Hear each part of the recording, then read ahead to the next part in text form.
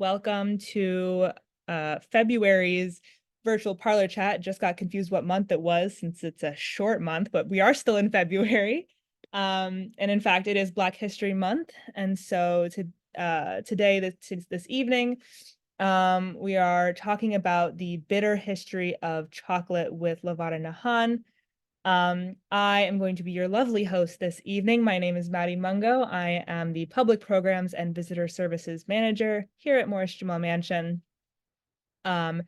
So we will give everyone maybe 10 more seconds to arrive before I start my promo stuff. And then after that, we get to the good part.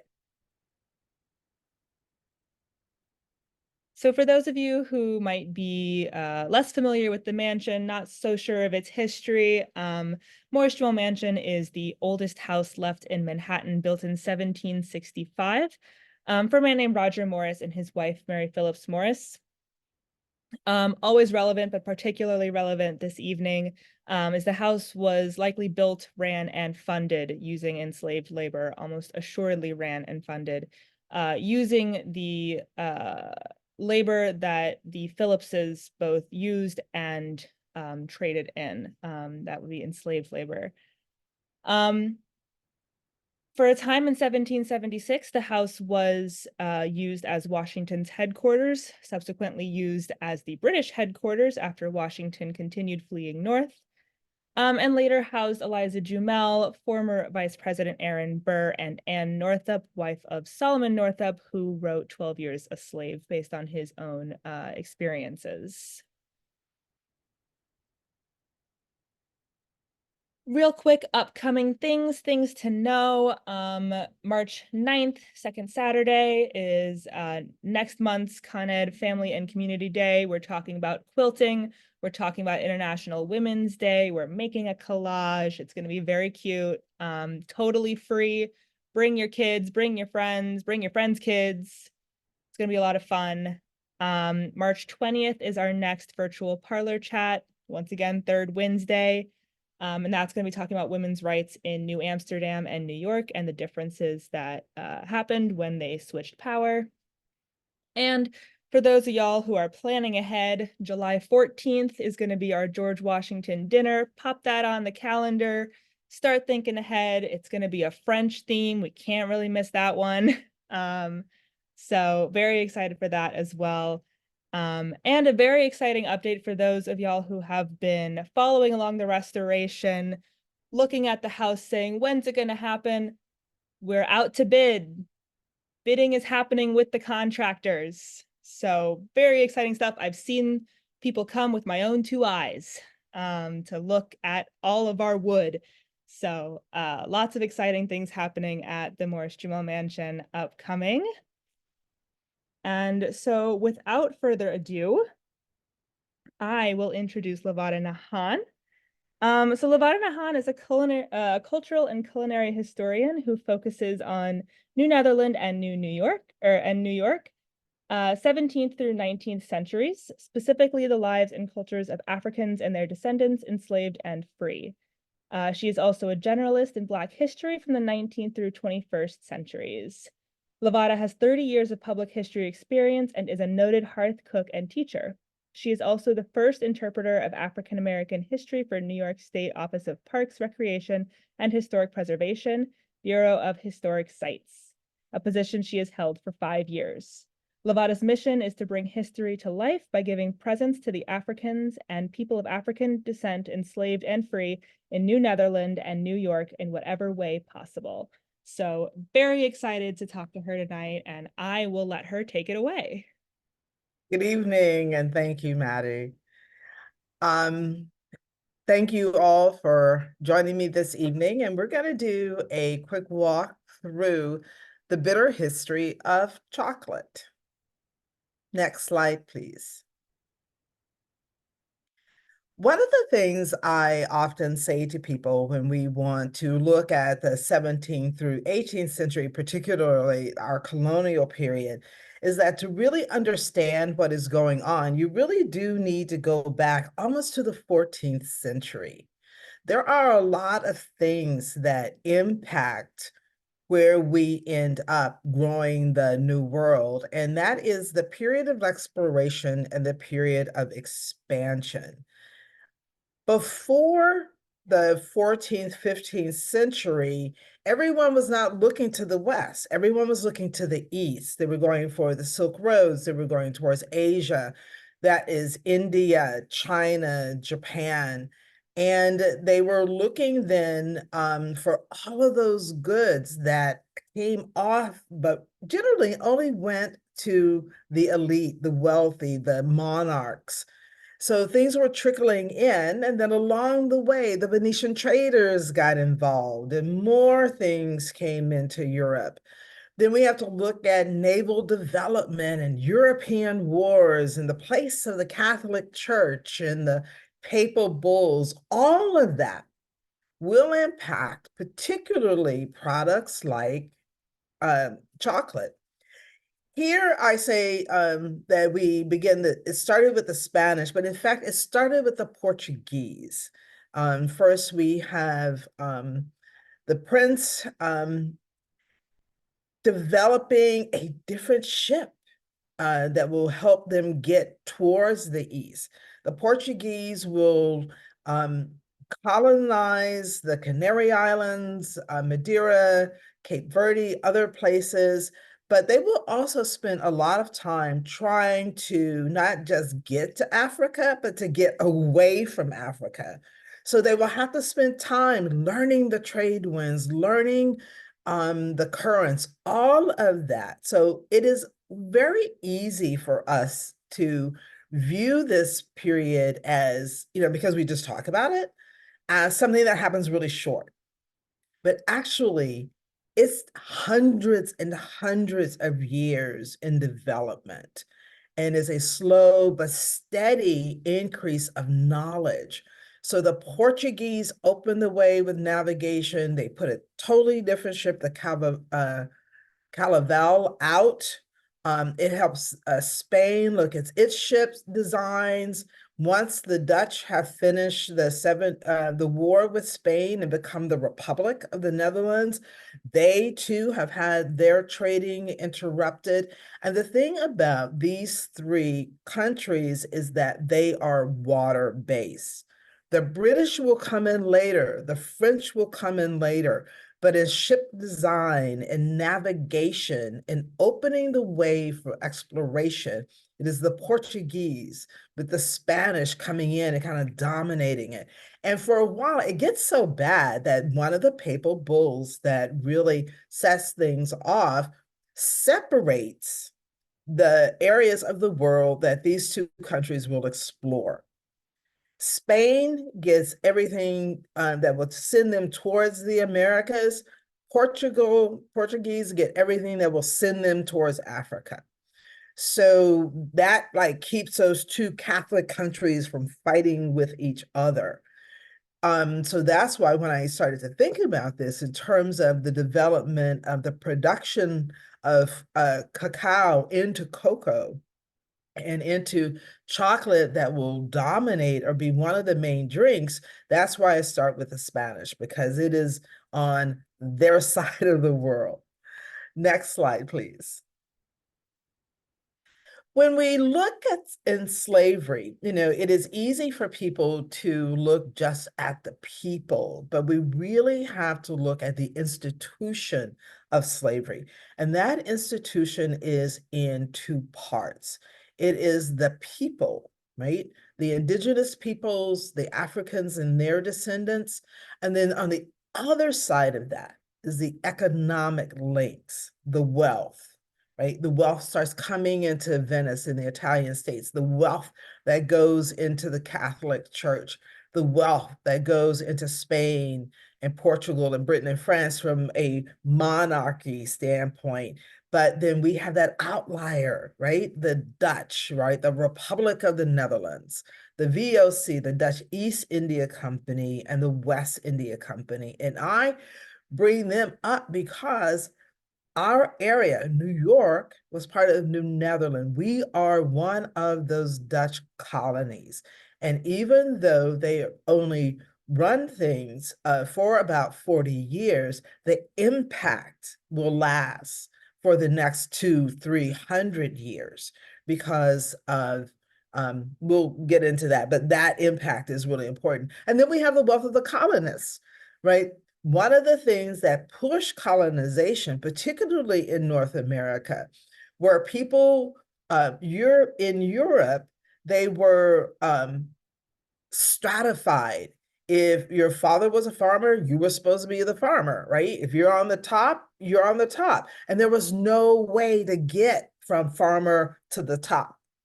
So that's what the colonists came here for. Many came here to, in fact, elevate their family, not just themselves, but that start that generational wealth, those generational growth. This is an opportunity for them to do that in a way that they cannot do in Europe itself. And that's pretty much across the board in all the cultures. It is a very stratified society. Okay. Next column, next slide, please. So when we start to think of chocolate, we really have to look at sugar. Sugar starts it all, right? Before sugar goes into Europe, the only sweetener they have is honey, right? Syrup is developed in the Middle East. White sugar, as we know it, is perfected by the Persians. It is being grown and traded off the Silk Roads. The Venetians are aware of sugar, but the Arab merchants are controlling the price. They're controlling access. And like anything, people want more, right? People want more. So how do they do that? So the first step is getting the sugar cane. And in the 15th century, right? Spanish steal some cane and they move that to the Canary Islands. And then they enslave the indigenous population there and establish the sugar plantations. So from the very beginning of all of these luxury products that drive the larger transatlantic slave trade in the future, we have slavery stepping in immediately, and that is the indigenous populations where these products land, right? So we have the Canary Islands, the island of Madeira will have these sugar plantations on them, and that is increasing sugar into Spain. But the problem is there's just not a lot of wood on that island, and the plantations start to fail because of deforestation, right? You have to have these big fires to take sugarcane and boil that juice down for it to start crystallizing to become sugar. Very similar to here in New York, where we have maple syrup. If you've never seen maple syrup, when those trees are tapped, it is thin, right? It's almost clear. That has to be boiled. You have to evaporate that down. So the absence of wood is impacting a lot of places, but it is also impacting the development of sugar. Okay, next slide, please. So, we have our famous Spanish explorer, or for the Spanish explorer, Christopher Columbus. We're all familiar with 1492, right? So he is exploring on behalf of the royals of Spain, right? And he opens up the new world, right? Because Portugal is controlling the other side, the Spanish can't go towards Africa around the Cape of Good Hope to get to India, to get to Asia. And so his job is really to find a shorter way, find a faster way to get to those items that they want, the silk, the tea, and all those spices.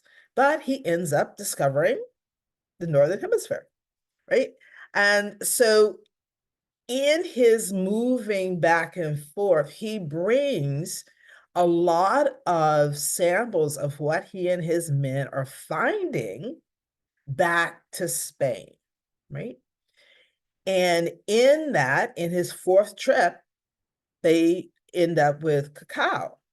he and his men encounter a boatload of indigenous people from the islands with cacao. As they're transferring the product from their canoe to the ship, it is said that he was amazed that people were so focused on picking up every kernel, every bean that had dropped, right? This was very precious to them. So he brings it back. And it's also the time that Spain is now looking at the islands and looking at South America, particularly Hispaniola, and saying, well, we can start growing sugar here.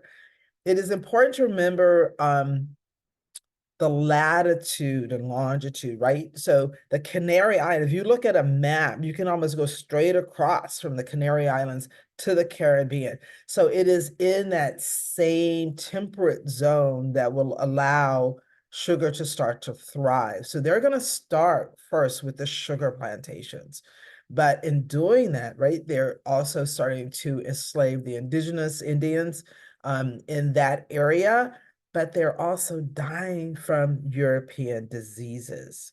But while they're doing this, Columbus is credited with the first large transference of American food product from the New World to the Old World, but also he opens the way for Old World products then to come to the New World as well, right?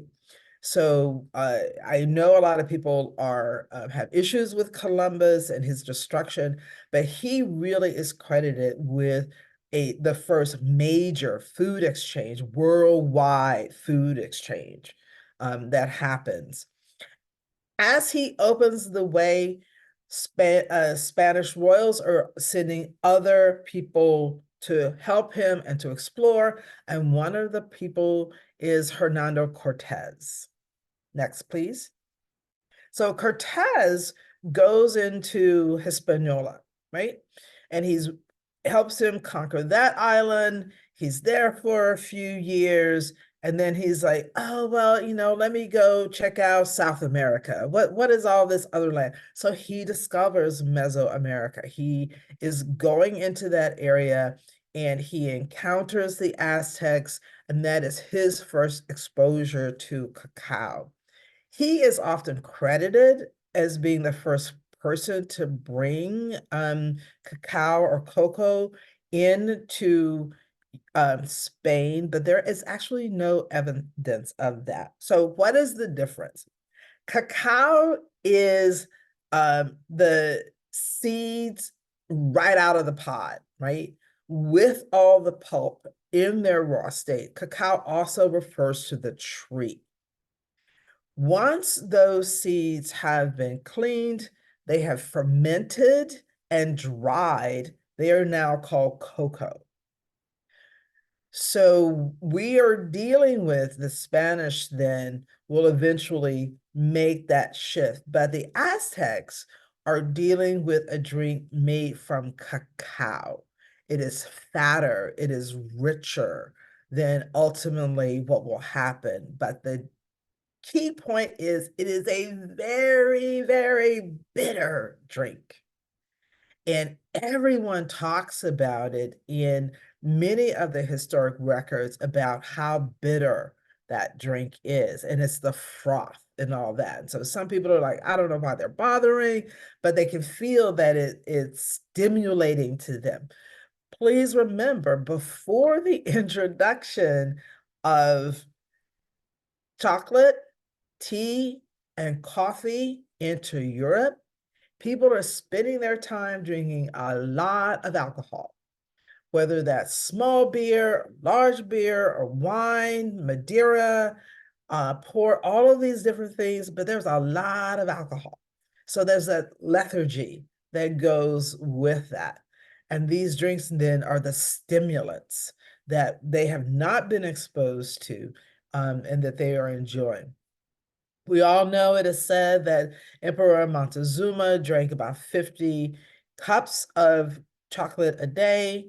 But along with the explorers, we have what are called the missionaries. Well, these missionaries are actually monks from different sects. right? So have the Cistercians, we have the Dominicans, and then we have the Jesuits. And they're moving with the explorers and they're looking out for pushing Christianity out. But they are the ones, it is their records that a lot of these meetings, they become the secretaries who record these meetings. So we find a lot of detail in their records as well. And in 1544, a Dominican monk led by Bartolome de la Casa, whose accounts are really great. If you've not read his work, you should check him out. He's very detailed on what happens in Mesoamerica. Takes a delegation of Mayan nobles to visit Prince Philip in Spain, and among their gifts were receptacles of beaten chocolate, right? So it's going in, but again, it's bitter. But the Spanish are the ones who actually mix sugar and chocolate together.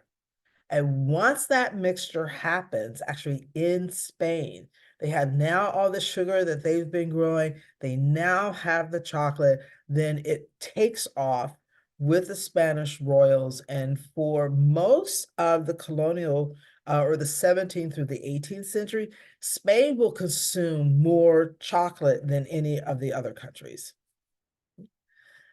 Next, please. So again, all of these things, which is interesting, they're treated as medicines when they're coming to Europe first, before they become leisure products. So we have sugar treated as a medicine. We have Roman accounts of sugar being used as medicine. If you don't know, sugar is a great way to end hiccups. If you get bad hiccups, take a teaspoonful of sugar. But then you have cocoa, tea, and coffee, those bitter drinks. So all of them will hit Europe and will have a major impact. But sugar has a major impact because it also then affects desserts. It affects savory things. It is used in so many ways, but it makes these three bitter drinks very palatable, right? And it is the sugar then that fuels the transatlantic slave trade, that African trade, faster, and then they then spread out to support the cacao plantations that are being developed as well. So from Cortez, a couple of hundred years, it will take a while for the Spanish to set up these plantations. They're setting up sugar plantations, they're moving the cacao trees, and they're planting in them. So again, when you think of this happening, remember, this is not something that happens in a year. This is something that is in development for 50, 75, 100 years for all of this to really slowly start going from the moment the explorers come to really pushing it out. Native populations are enslaved, but again, they're decimated by European diseases. The Portuguese start trading with the Kingdom of Congo for enslaved in the 15th century. We have letters between the King of Congo and the king in Portugal, and it starts out as an equitable trade relationship. And the Portuguese, as the Spanish open up the New World and are looking for labor, they become the supplier of that labor. Spain will produce a lot of things, but Spain really doesn't end up doing a lot of slave trading. They are not the ones who are moving people from Africa to the Caribbean. That will be the Portuguese. And as soon as the Dutch get their stuff together, they're right on top. And initially, a lot of the enslaved are coming out of Angola and the Kingdom of Congo. The Kingdom of Congo is expanding. They're taking over Angola. So a lot of those initial enslaved will be prisoners of war. Okay. Next, please. So this again, the Spanish are opening the way here for that, the Portuguese, and then the Dutch. And unlike the British, and this is rather important because when we look at where people are looking at how they're growing wealth, the British look for wealth in terms of land ownership. The more land you have, the more power you have. The Dutch really are not interested in land, right? They have it, yeah, cool, but they're like traders. They are looking for gold, and that will play out for hundreds of years, that they are more interested in trading and merchant. The more, every time they lose a colony, they just put more ships on the water. Okay, so they're expanding their boats, they're developing the boats. They start with the Dutch East India Company that's going to the east, but then coming to the west, they're looking at the Dutch West India Company. But there are several things that the Republic does set up. Many of the ships that are owned by Spain and Portugal and Britain are owned by the Crown. In the Republic, they're owned by individuals. They're owned by the houses. So they're looking at for individual investors. During this period, the Dutch are actually developing what we now know as a corporation, right? So you have those that are sitting at the top of the board of directors of the WIC, but it is those individual investors. And that plays out in New Netherlands, and that will impact New York's history. New York starts as New Netherlands. New Netherlands landmass is New York, New Jersey, Delaware, northern Pennsylvania, southern Connecticut. That gets broken up once the British take over, but the concept of that establishment, so that's that landmass. One of the things that people always forget, the people at the top change. Yes, we go from the Dutch West India Company to the British Crown. But the people who are living here, the people who are the merchant traders, the people who are owning the boat, that doesn't change, right? That doesn't change. Instead of paying revenue to the company, they're just not giving it to the Crown, but they're still doing business, right? They come here looking for furs. They blow through the furs very quickly. They're looking for another cash crop for New Netherlands. What's going to happen to New Netherlands, right? And so they're kind of plodding along. New Netherlands doesn't have a lot of people here, but the Dutch base is actually in Curacao. And if we can have the next slide, please.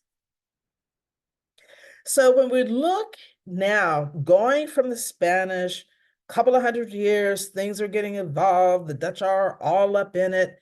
Looking and narrowing it down to us here in New York, we have to look at the Dutch, the Anglo-Dutch, and Jews. We have to look at the Caribbean, Brazil, and the links between them, between New Netherlands / New York and Europe. We have to see them. They are colonizers, they are merchant traders, they're chocolate makers, and they're all slave traders and enslavers. Now, I want to merchant traders. What do we mean by that? A merchant is someone who sells something. The traders are on the water. They're the ships. New York is a major port. That's why the British want it, right? Nice port. We are still a working harbor. And many people forget that, and that's just not New York City. Albany, to this day, is a working harbor. So if you're sometimes going up and down the Hudson, you will see these ships. Well, all of that trade is really important. We link very early outside, and the focus is international. Next slide, please. Every New World product and every Old World product moved to the New World for trade involved slavery, period. Sugar, cocoa, salt, indigo, wood, wheat, cotton, rice, dyestuffs, emeralds, golds, loading and unloading, the processing, all of this, you need labor. And it is the enslaved Africans that are taking a lot of that labor. Why? Well, one of the reasons is in West Africa, they're already inoculating for smallpox, right? So the Africans aren't dying as fast from smallpox. They're dying from overwork, dangerous work, underfed, a lot of other things, but they're not as impacted by European diseases. Also, because Africa has been dealing with Europeans for a long time. We all have fallen onto this spell that it is a dark continent and that is very isolated. Please drop that. Arab medieval records talk about the trade. We have artifacts out of the great Zimbabwe showing, you know, Chinese porcelains and remnants of spices that would have come out of the India. So it's not what it has been perceived. It's a big prayer for a long time. So all of that is happening. So they have been exposed to these diseases and they have been inoculating. So they are a little hardier that way from the diseases, but they are impacted by the things that happen with the labor. Next, please.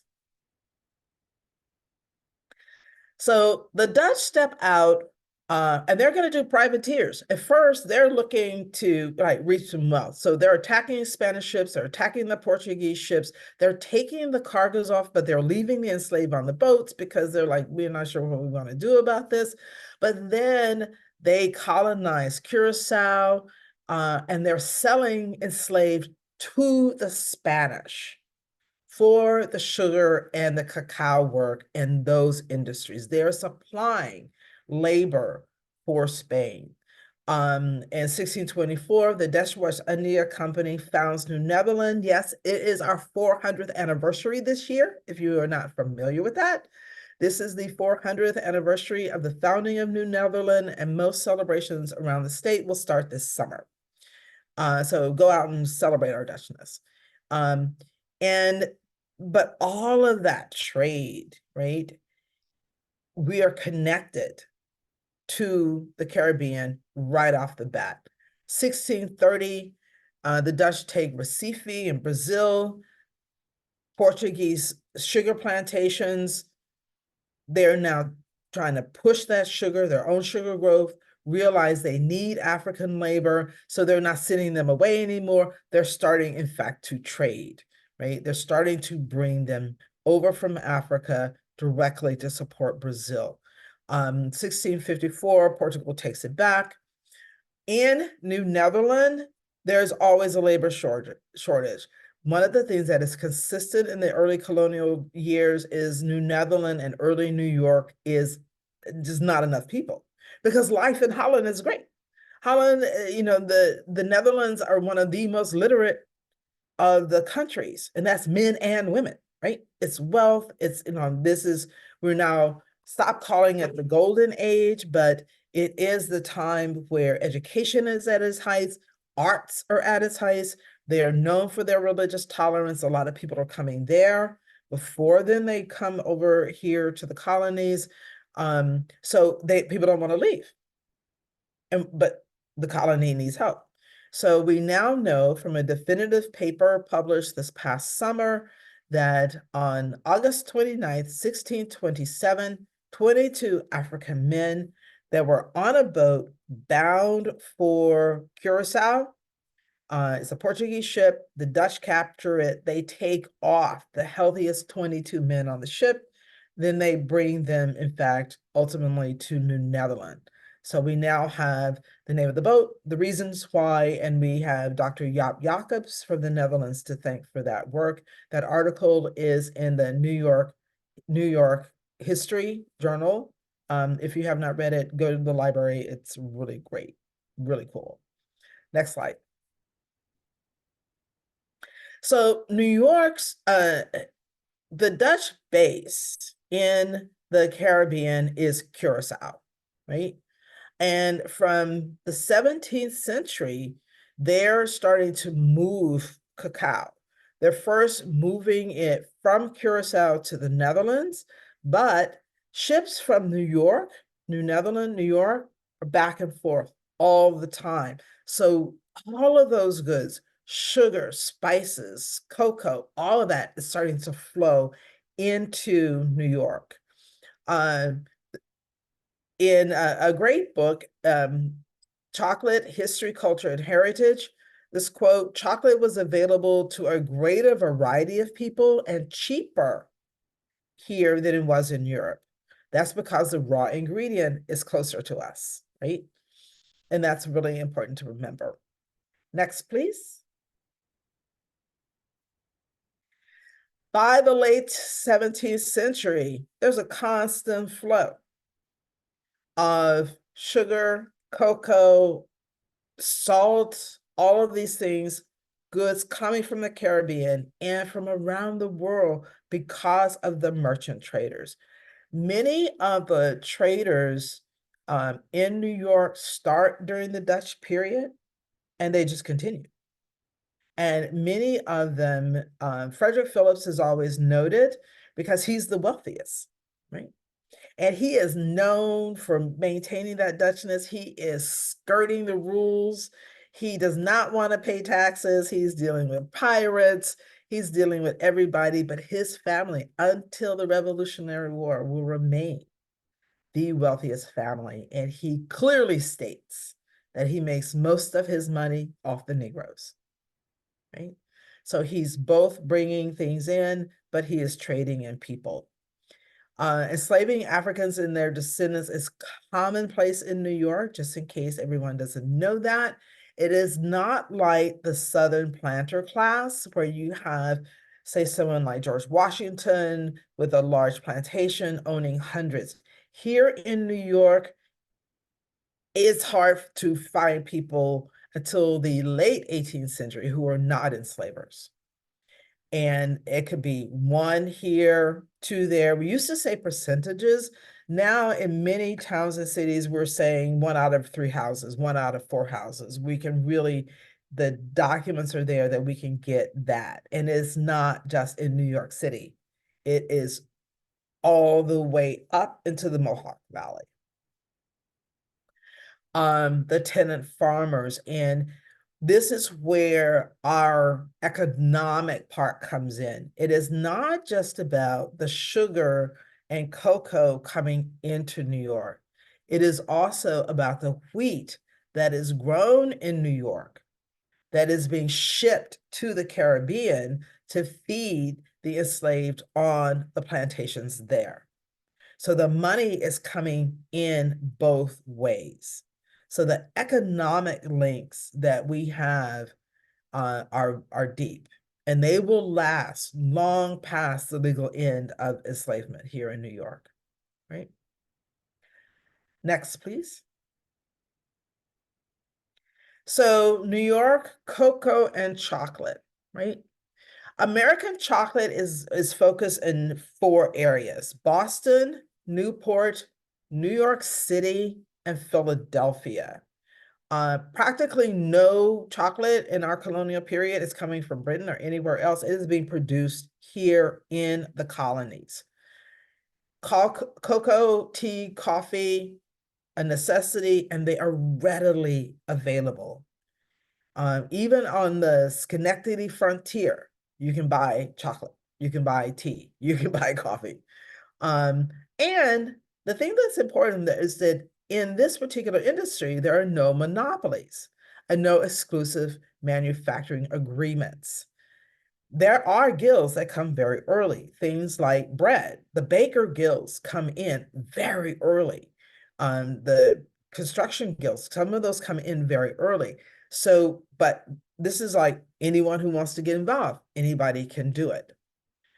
There are 7 chocolate makers pre-revolution.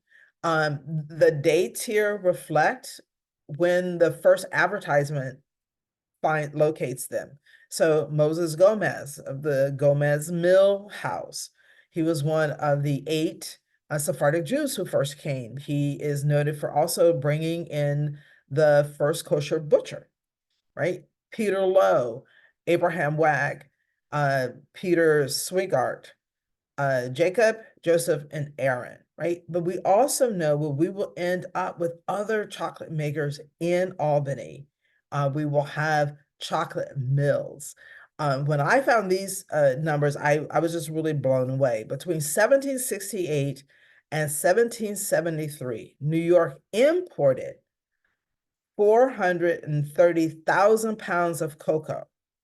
In the same time, they exported 32,000 pounds of chocolate, and they sold another 900 pounds to Africa. So we're producing it here, we're bringing in the cocoa, but we're making the chocolate here enough, not only to supply ourselves, but to push it out into the world market. Next, please.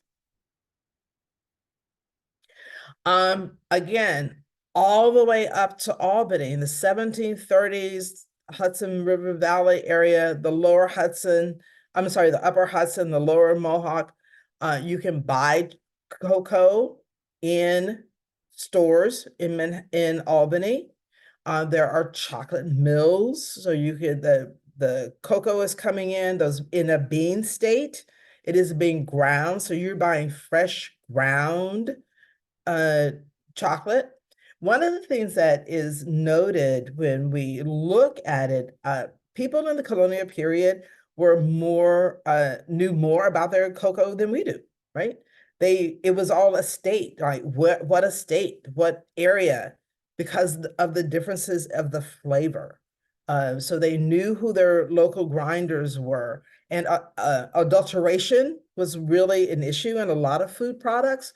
So a lot of the chocolate makers actually stamped their chocolate with their name, or the mills stamped their chocolate. So you could buy it locally and you knew exactly where you were buying it from. And many people also had guarantees, right? If you don't like it in 30 days, come, bring it back and we'll give you a refund.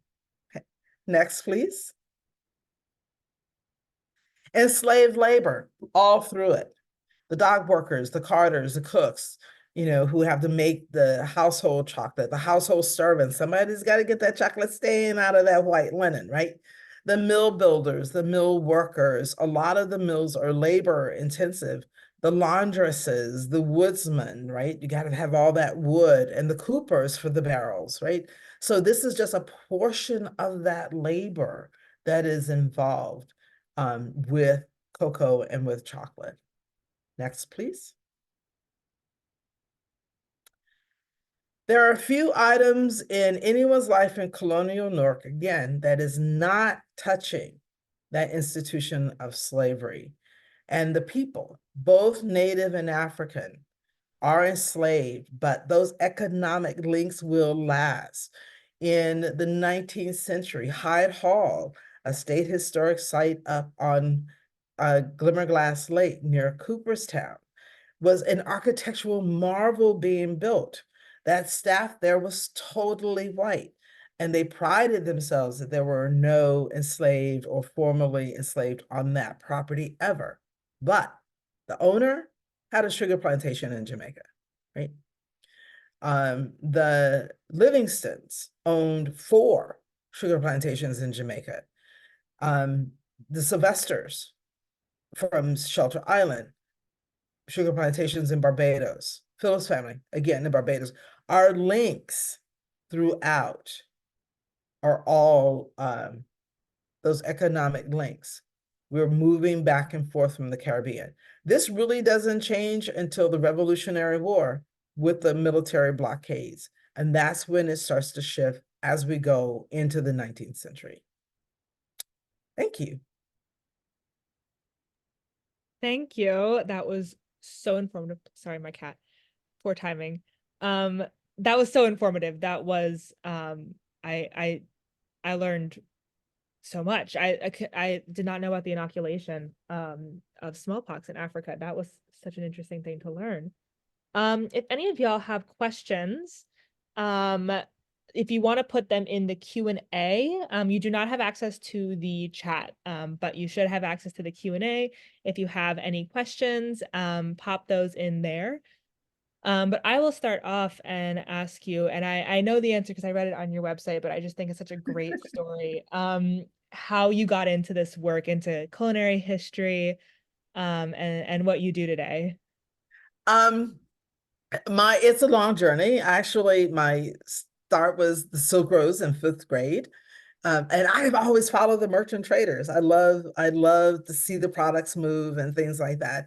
My New York story starts because at 24, I lived a few blocks from the Brooklyn Museum.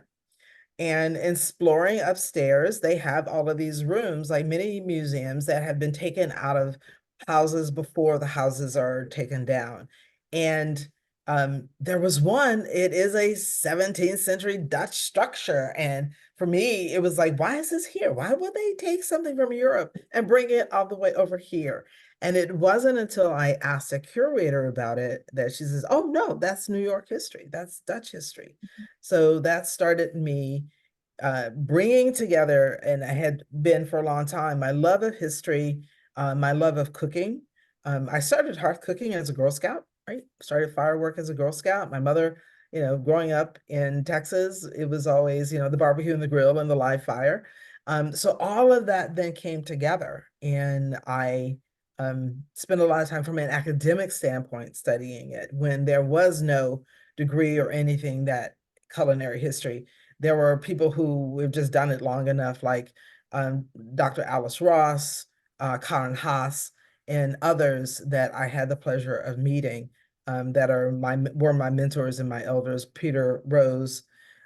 Today, I am the interpreter of African American history for the Parks Department, and that New York State Parks has 35 historic sites, 15 of which are in the colonial and New Nation period.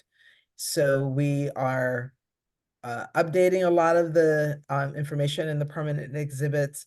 And I have the pleasure of working with those historic sites, but also with archaeology and historic preservation, doing independent research. And it's just a lot. And it's a lot of fun. Oh, it sounds like it. I just think it's such a good story how you got to it. We've got a couple questions. The first one is, can you recommend any further readings on chocolate culinary history? I would actually look at the book, if we can go a few slides back. It's Chocolate History, Culture, and that is a book that was, yes, Chocolate History, Culture, and Heritage. That is an amazing book that is the product of work with Colonial Williamsburg and the Mars Corporation. And they got scholars from each of the four areas to write essays on their particular area. So there's essays on Boston, there's essays on New York, there's essays on Rhode Island. So that and the notes and books that are recommended off those essays are pretty profound. So that would be a great place to start. I'm telling you now, if you can find it used, you're paying $50 for that book.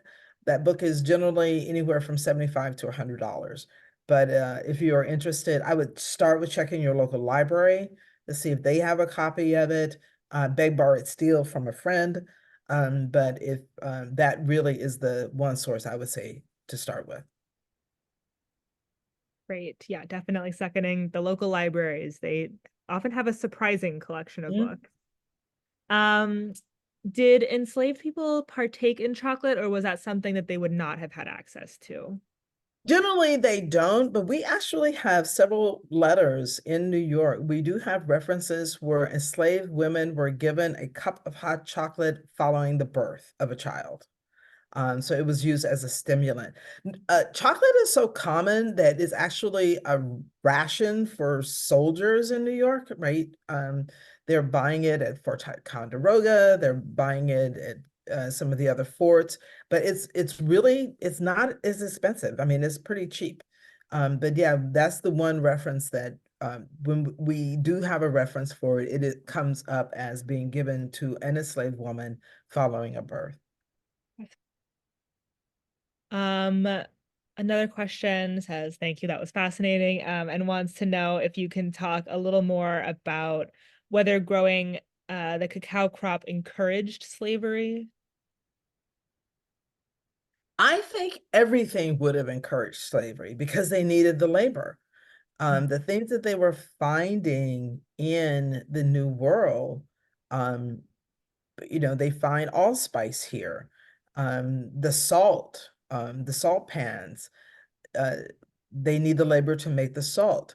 Once the indigenous populations start dying, they need that labor because they want those products to put on the market. Those are things that are both luxury products, New World products, become the luxury goods, but then there are also some fundamental products that they need, and salt is one of them.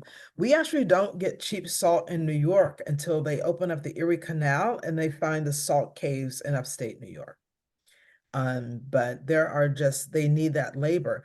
And Africans have been traded for a long time. The first slave trade is not with the Europeans, it's actually with the Arabs. And that is for salt, right? So there is a long history, world history of enslavement. And the word slave actually comes from Slavs. It's from the Romans selling Slavs, right? The Slavics. Some cultures in Europe, like the Netherlands, does not have slavery, where Spain had slavery since the time of the Romans. So it is part of the culture to have enslaved people, part of the culture to use them for labor. But it is only as it is practiced in our hemisphere, that it becomes race-based, Mm. right? Generally, and that the level of brutality, the level of dehumanization, the level of stripping away culture, those are things that are unique to how slavery was practiced here, when it is not done that way in other parts of the world. Right. Tiffany is curious to know how the Europeans knew to plant or how to plant the cocoa trees in the Americas. The initial plantations were actually set up on Ecomendos. I know I'm pronouncing that wrong, but it's land that the Spanish crown gave to conquistadors to set up plantations. So they're using indigenous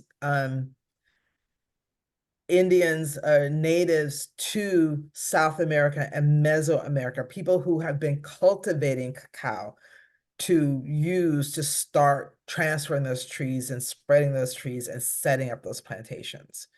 Um, Once the Spanish conquer the Aztecs, they maintain the system of tribute and payment, except instead of going to the Aztec royals, it's coming to them.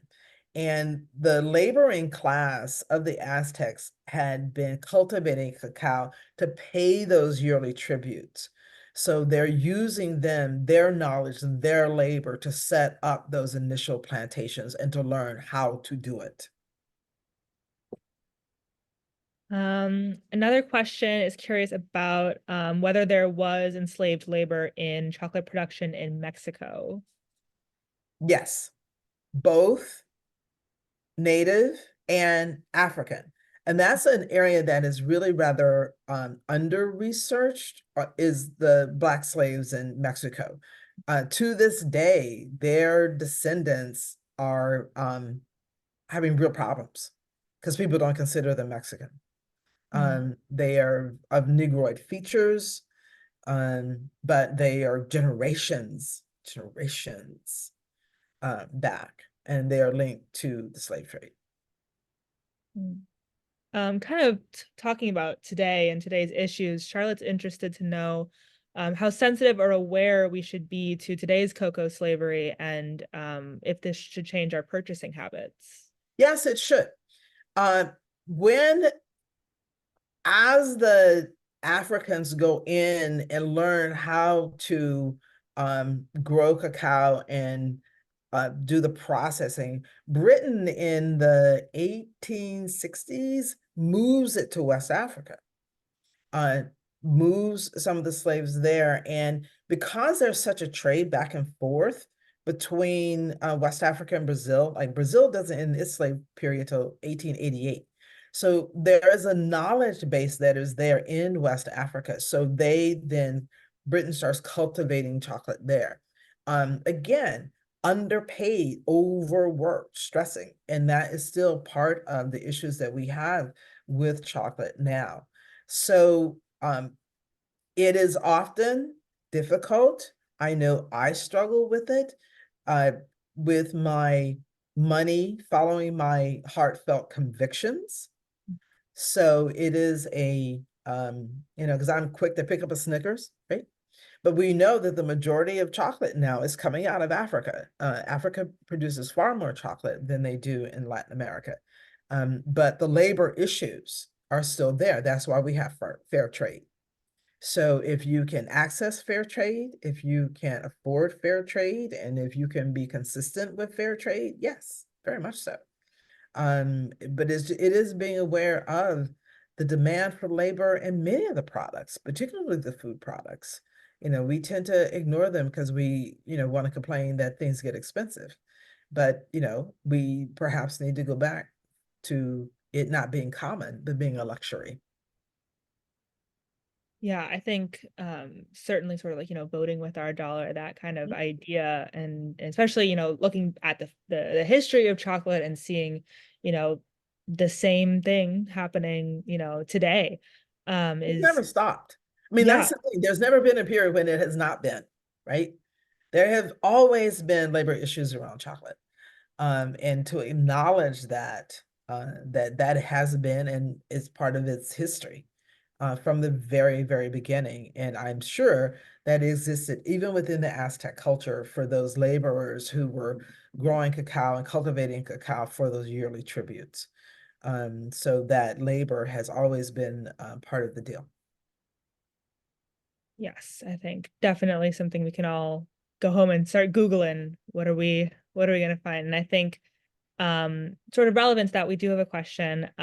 If you have maybe a favorite chocolate brand, maybe one that seems, if I'm understanding the question right, a little more historic, less sugar, more bitter. I don't know if it's still on the market. One of the things that came out of the it was a long relationship that Colonial Williamsburg and the Morris Corporation had, and they created several blends called American Heritage Chocolate based on 18th century recipes. And it was again putting because in period there was spices that were added to it, like cinnamon and allspice. There were floral flavors that were added to it along with the sugar, and it is an amazing chocolate. And it had, baking bars, and then they had a ground for hot chocolate. I don't know if it's still on the market or how wide the range is, but if you've never tried American Heritage chocolate, that's produced again by the Mars Corporation, I would say give it a try. It's great chocolate, great to cook with. But I actually didn't grow up eating chocolate. My dad didn't like chocolate. So I'm actually in a exploring chocolate phase of my life. So it's very interesting. I lean towards vanilla and actually the floral flavors of the 18th century. I'm quick on rose water or orange flower water, things that are lemon based. But every once in a while, I'll have that moment where I like scarf a Snicker, right? I did do chocolate for Valentine's Day, but I tend to like the dark chocolates. That, as someone, who didn't grow up with chocolate, that makes sense. Susan does have a recommendation for finding fair trade chocolate, the Rainforest Alliance certified chocolate. It's got a frog logo, and Tony's chocolate brand, also, which I think I'm vaguely familiar with. So for those of y'all who are leaving with a little bit of a craving, those are some to check out. But other than that, we are just about at time. This has been so much fun to talk this evening with you, Lavada. So informative. We had some great questions. And we have some good take-home action items. We're all gonna go home and check our chocolate and see where did that come from and what can I do about that moving forward. So thank you so much again. One very quick question, wanted to know if you have any info as far as following you or where we can find you. I'm actually doing very little culinary work these days. My 9 to 5 or my 8 to 4 is pretty much taking my time. Uh, I am, you can go to my website, but I don't even keep a calendar there. So I pop up every once in a while doing culinary things. I'm not on the hearth any longer. But predominantly the next 3 years, I'm focused on the state because of 2027. 2027, July 4th, 5th, we will be commemorating the 200th anniversary of the legal end of slavery in New York. And then 8 weeks later, we will be commemorating the arrival of the first 22 men enslaved. And I have some major projects I'm doing for parks around that work, as well as working on a couple of exhibits at some of our sites. So this is one of those times that I just pop up and do some food work, but for the next couple of years, it will be pretty much slim to none. Well, we'll keep an eye out for that stuff in 2027 because that sounds really like a huge project, but like that's Yes, gonna and I think anyone, any site, as a state, we need to know that. You know, everyone knows 1619, but now let's own New York history. It's 1627. that sounds I can't wait for 2027 and to see all the work you're working on and come to fruition. Thank you so much to all of our participants, and thank you to you, Lavada, for joining us this evening. This has been just so much fun. Thanks for Um, having me. I had a great time. Great. Yeah, so that's sort of the end. This will be recorded and put on YouTube if anyone wants to come back later and relive the good times. But other than that, I will bid you all a good evening, and I hope you all stay warm or stay whatever weather you prefer. All right, everyone. Have a good evening.